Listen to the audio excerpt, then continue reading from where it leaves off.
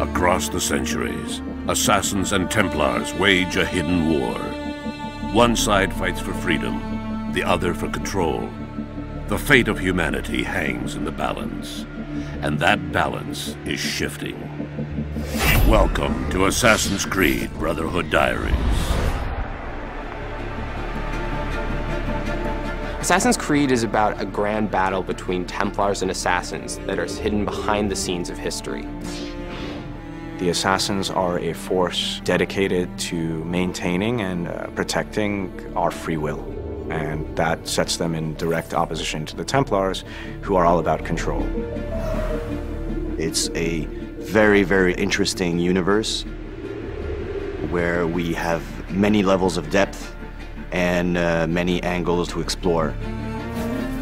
It's a totally immersive game where you get to relive amazing experience in a strong historical context.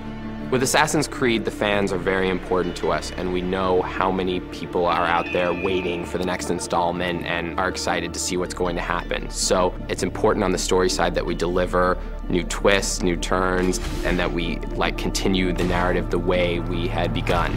Assassin's Creed 1, as most of people know, was set in the Third Crusades during the 12th century. Assassin's Creed 2 was set in the Renaissance. This time around, we are going to focus especially on the city of Rome itself and on the life of Ezio, the second part of his life where he decides to build a new order, which we call the Assassin's Brotherhood. So Ezio is initially just a young guy who finds himself forced into this world that he never knew existed. He's then exposed to this war between Templars and Assassins, and then struggles and fights to find his place in things. And it just so happens to be sort of at the side of the Assassins. Assassin's Creed Brotherhood is a little bit like a new season of a great TV show. Assassin's Creed Brotherhood starts off at exactly the moment that Assassin's Creed 2 ended.